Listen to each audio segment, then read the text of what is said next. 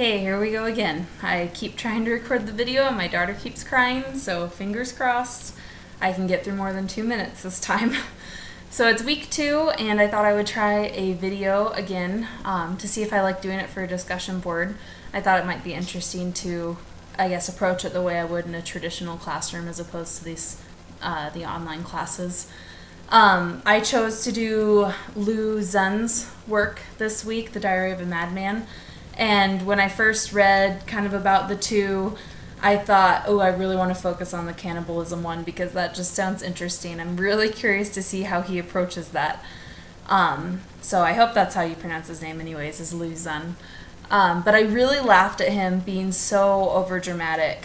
On page 247, he says, "Taking my pulse was nothing but a ruse. He wanted to feel my flesh and decide if I was fat enough to butcher yet." And it just, I don't know if it was supposed to be funny or not, but it just made me laugh. When my 2-year-old gets a scrape on her knee or something, she always says, "Mama, owie, I need a Band-Aid. Go see Dr. Sunny." And she thinks you need to go to the doctor for something like that. So she's kind of a little hypochondriac. So I kind of saw the man who writes the diary in the same way, just very overly dramatic. The author, Lu Xun, he lived in a very changing and very modern era. So I thought that was interesting to see those little hints of modernism throughout the story. And in the additional, article that we were supposed to read, I think it's Matt Wooliger is how you pronounce it, or Wooliger. He wrote that modernism should not be restricted to high culture, which I thought was really interesting because I'll get into this a little bit more later, but the man who writes the diary, he does not, in another sense, when we read between the lines, he's not a part of the high culture. He doesn't assimilate to their ways of thinking. And so that's where this modernism comes out, where it's not restricted to high culture, but then later it kind of reverses. So I'll explain that in a little bit. Everyone in this short story kind of follows the leader, except for the man who writes the diary. When he thinks that he sees all these people who are supposedly cannibalistic, and they always look at him with these really suspicious and creepy looks, he wonders what their true purpose is, and he refuses to go the same way as them. He thinks that he sees writing between the lines, and he thinks that he sees somebody pull out a heart and a liver and cook them up and eat them. But he doesn't really know what he's seen. And even though he's perceived as being mad, he's kind of hinting at this modern way of thinking of, I'm not going to follow the leader. On the bottom of page 244, when he is first starting his diary, he says, "All up and down the street, people acted the same way. The meanest looking one of all spread his lips out wide and actually smiled at me. A shiver ran from the top of my head clear down to the tips of my toes, for I realized that meant they already had their henchmen well deployed and were ready to strike. But I wasn't going to let that intimidate me. I kept right on walking."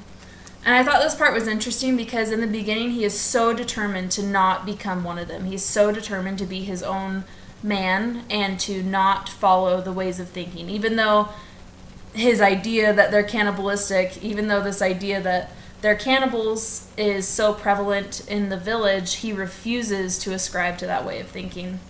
And he's determined to stick to his own course. I also thought it was interesting when I was reading a little bit outside. I was trying to search the internet to see if there were any interesting ideas about this work that I could kind of build on. And I had read that in classical Chinese texts, there was actually commentary written between the lines. So when there's the two lines of writing, there's actually commentary in the middle. So in this work, he's saying that he literally sees these words that say "eat people" written in red between the lines. But when it's translated over to English, I thought it was so interesting to think about the fact that we say "read between the lines" as an idiom. And reading between the lines means that it's not literally there on the paper. We just, we take it in. It's what we see beyond that. And so it was interesting that even though it was translated from Chinese, and this original idea was probably that he was literally seeing these words between the lines, there's also this between the lines sort of figurative thing that we're supposed to get out of it. So I thought that was kind of interesting. Got to see what I was writing about next. The other thing I thought was interesting when I compare this in a modern sort of way, I kind of compared it to the government and how the Chinese government was run at that time. So in the beginning, the man is so determined to not ascribe to the ways of the people and not assimilate their culture. But then at the beginning, it's written in a very professional sort of tone. It says, let's see, where is it? He apprised me that it has been his younger brother who had suffered the dire illness. By now, however, he had long since become sound and fit again. In fact, he had already repaired to other parts to await a substantive official appointment. So this idea that the man is mad and perhaps has schizophrenia, that some people thought that, is that he was once against the culture, he was once mad, he was once wrong, and now he's cured.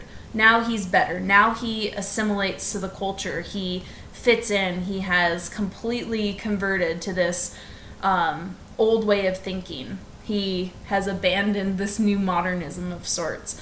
And so the professional tone not only hints that the world has since advanced since that last time, but it puts this negative tone on modernism, which I think actually Liu Zun is hinting that modernism is the way to go through making fun of it, if that makes sense. The man who writes the diary can get away with saying a lot of inappropriate things because he is mad, but the readers still get the point, which is why I think that Liu Zun is going about making his point in a backwards sort of way. This change of coming up with this new way of thinking is seen as a disease, right? He is going mad because he does not think the way that the people think. So in my opinion, to focus on one specific thing out of this text, out of this short story, I think that Zun is criticizing how the government or higher up jobs function, and that everyone who is against it will eventually enter it. So once the man in the story becomes normal again, he's put up in society. So he's no longer at the bottom of the ladder. And I think Zun is saying that a lot of people at the bottom of the ladder are not happy where they are. So they want modernism, they want change, they want to shake things up. But once they get fat and happy at the top of the ladder, they say, wait a minute, I'm happy where I am. I don't want things to change. I want them to be the same. I want to benefit where I am. So someone who's poor or low in their job or just at the bottom of everything, they want to be better. They want to advance a little bit. But those who are at the top, they want to stay at the top. They do not want to go back down to the bottom. And so I think Zun's backwards way of sharing this idea of modernism and change throughout the story is interesting because he's saying that we need to change, but you're mad if you change. So really, I'm hinting at you to change. So that's it for my discussion post this week, and I look forward to the comments. Thanks.